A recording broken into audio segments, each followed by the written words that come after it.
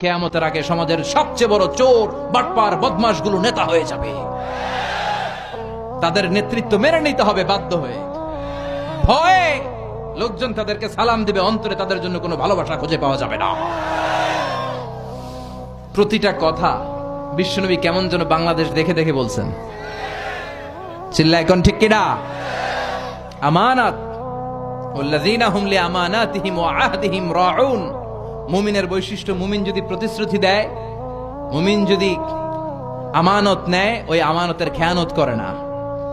আমানত এটা একটা ব্রড বিষয়। আল্লাহ আমাকে সম্পদ দিয়েছে, এই সম্পদ আমার কাছে আমানত।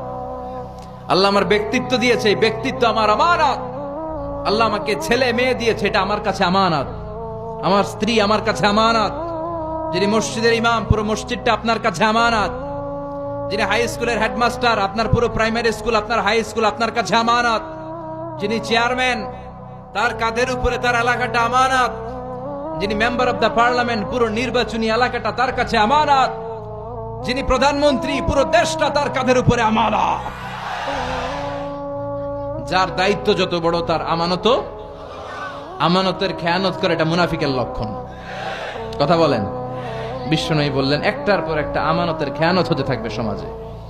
আমরা জাহান্নামের দ্বার গোড়ায় চলে এসেছি, কিয়ামতের দ্বার প্রান্তে চলে এসেছি। একটার পর একটা আমানতের খেয়ানত আছে না নাই?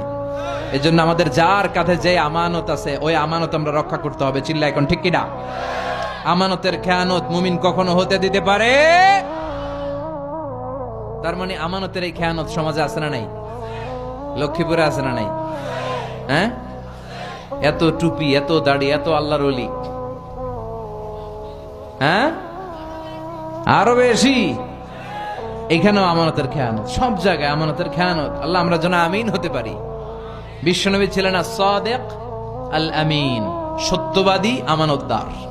বিশ্বনবীর এই দুইটা যদি কারো হৃদয়ে থাকে, তার নেতৃত্ব ছিনিয়ে নেওয়ার মতো দুঃসাহস কারো হতে পারে না।